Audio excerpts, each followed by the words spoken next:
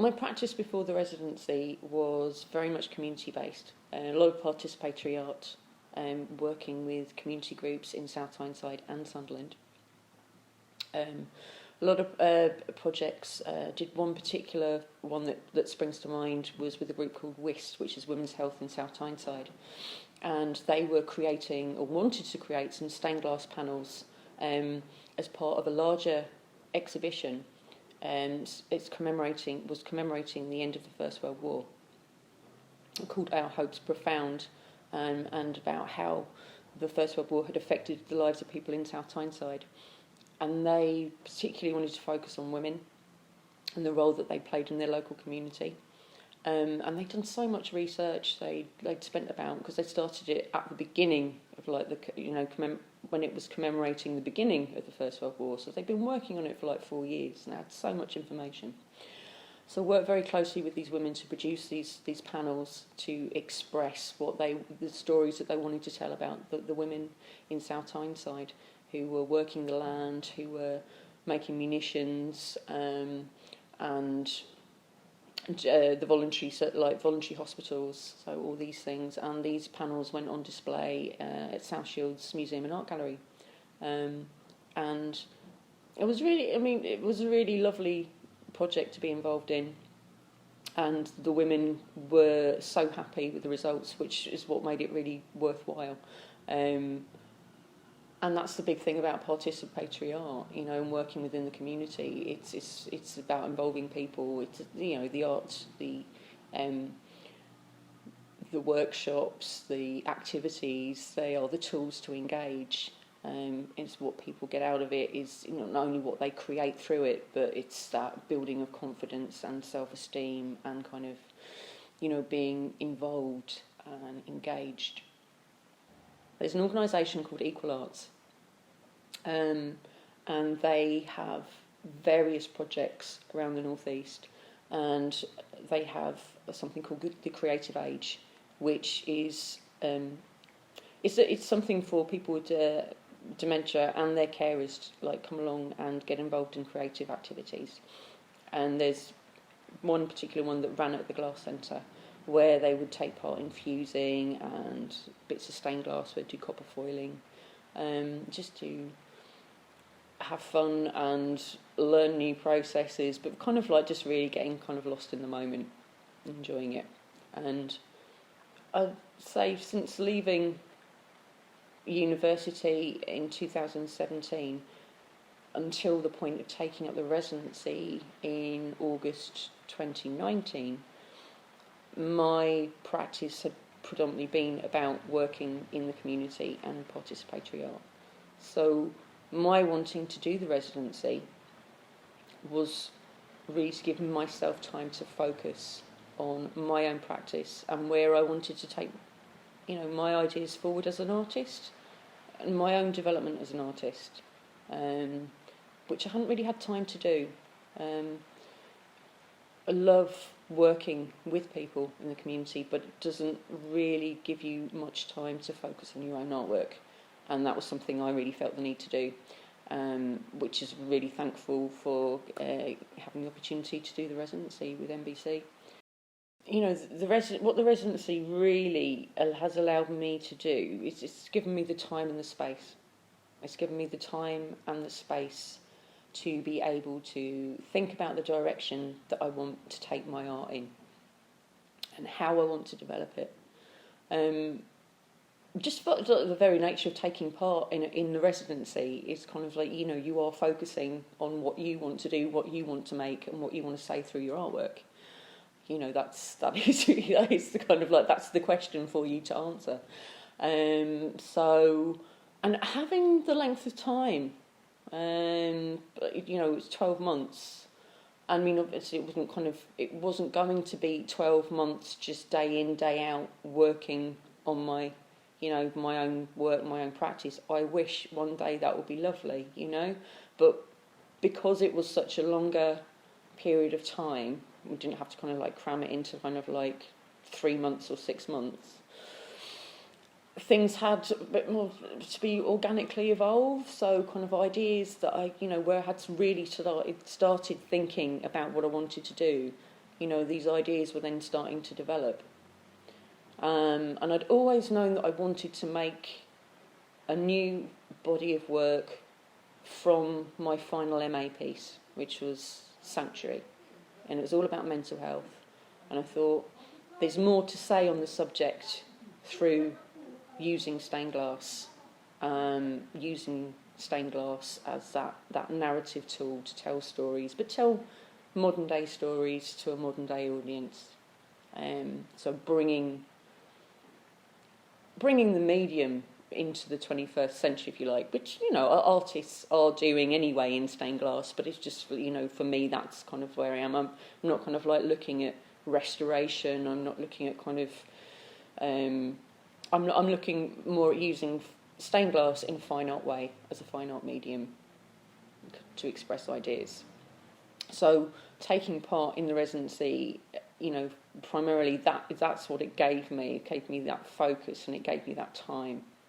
My outlook from a practice moving forward is to be focusing. Obviously, I still have to work to support myself, but where I was looking for funds for projects and things to do in the community for other people, I'm going to be looking at doing that for myself. So I'll be looking at promoting myself as an artist, which is something I wasn't really doing before. I was promoting creative practice, and I was promoting myself as a sort of like workshop facilitator and working with people in the local community to produce art for the community. Whether now it's more kind of like focusing on myself as an artist and promoting myself as an artist, so looking very much on focusing on my development and opportunities for exhibition, be that group or well, I don't have like enough work to be kind of like solo, but that's something to work towards for the future for sure. But looking for the opportunities to put work out there, engage in taking part in group exhibitions, looking at funding, Arts Council funding, things like that, to kind of that way to take the personal development forward, opportunities, artists I might like to work with, learn from, whether that means travelling, I don't know, but things to think about and things for the future. But it's definitely something that being involved in the residency has allowed me to think about, and allowed me to explore more realistically. It's not that those were things I'd never thought about, but just by being in the situation of like, solely thinking about my creative practice and how it moves forward, you do start thinking about where you can see yourself in X amount of years, or, kind of moving towards. I'm a stained glass artist. I'm an artist that works in glass, and I'm exploring glass as canvas. I use traditional methods of stained glass making to produce panels and light boxes.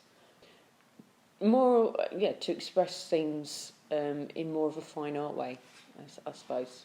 I do kind of like, I would do doors and windows and kind of various things like that, but I just like exploring glass as a canvas to express themes. Things that inspire me are probably my background in health and wellbeing. Actually, is a big part of my inspiration. People and mental health. Something we all have. We all have mental health. You're born with physical health and mental health. They come as a package. People should have mental health kind of like awareness of how to kind of manage and control their emotions from yay high. It will stand them in as good a stead as learning how to add up or spell, for sure. I'm going to talk about a piece of work called Sanctuary that I made for my final exhibition of my master's degree. And Sanctuary came about. I was a bit of a loss when it came to the third and final stage of the degree. I was like, I don't really know what I'm going to make. And I was having a chat to my tutor, and Kate Watkinson, and she said some very wise words, which was, make what you know. And I was like, right, okay, I know mental health because I've lived it and I've worked with it. So that's what I'm going to do. I'm going to make a piece about mental health.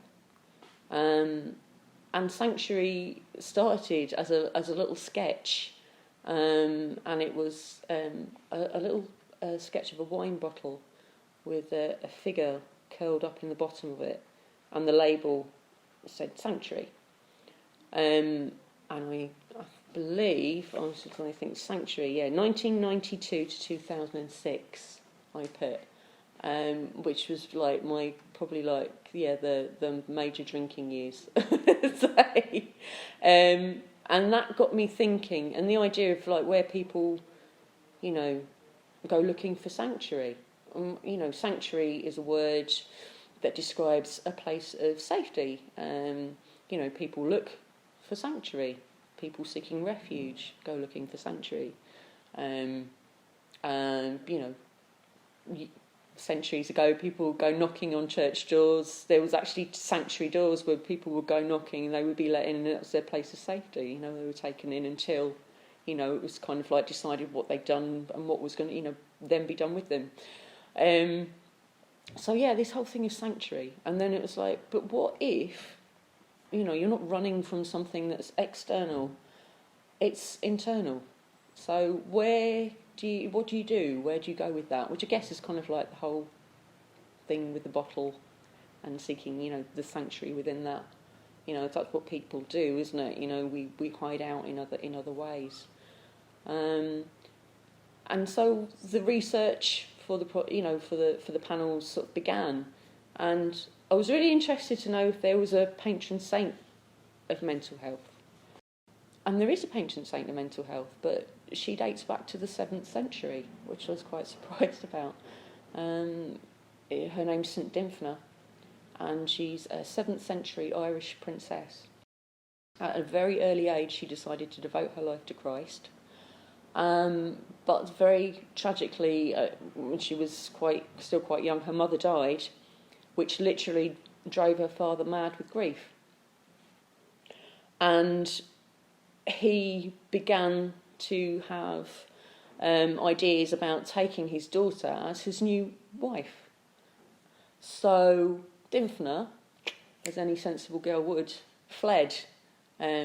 She had help to flee, and she fled the country, and she ended up in a place called Geel in Belgium, town in Belgium. And here she set about doing work within the community, and she was working with people with mental health issues.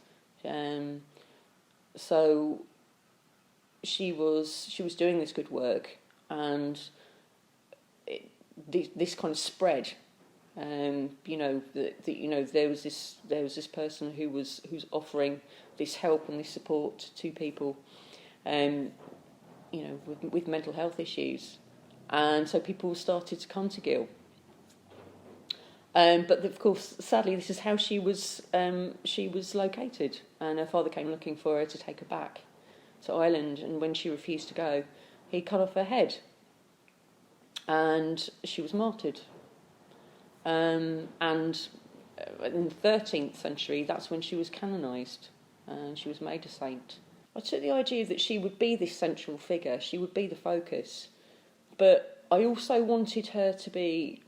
I wanted to tell a kind of bit of my story, because I was somebody that, as a kid, suffered with a lot of anxiety, which followed me into adulthood.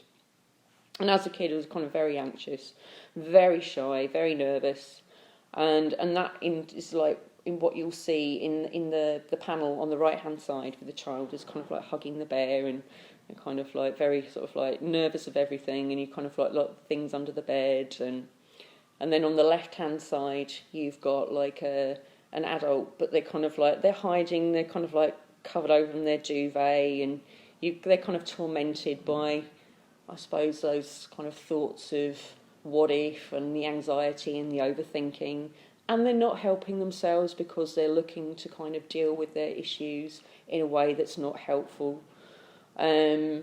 So you kind of like travel from the child to the adult to the central figure of St. Dymphna, where she's slaying the demon with a sword. The idea is that they're all the same person. I mean, you have to be the slayer of your own demons. So Sanctuary was the inspiration for the body of work to be made in the residency. Working forward from the idea that, you becoming the slayer of your own demons, so being your own St. Dymphna. And the kind of like that, the getting to know your demons, the kind of accepting those parts of yourself that are not perfect, and that they still make you who you are. We're all light and shade. No one is all good or all bad or whatever. It's part of the package. It's the yin and the yang, isn't it? It's the balance. For one to exist, there has to be the other. So yeah, this idea of like getting to know your demons, and so I was thinking about this idea of like sitting down with them and having a cup of tea and a chat, and just kind of hanging out with them, and how that might look. And then I found a piece of poetry by American writer called Charles Bukowski. And it goes, "Don't fight your demons. Your demons are here to teach you lessons. Sit down with your demons and have a drink and a chat and learn their names and talk about the burns on their fingers and the scratches on their ankles. Some of them are very nice." So I really like this poem, and I just thought, right, I'm going to make some images around this poem. So kind of working on these little drawings of like how it might look if you were having a little fight, with your demons. So kind of like creating a little dust ball with like fists flying and, that kind of thing. And yeah, so just kind of like breaking it down and how that might look.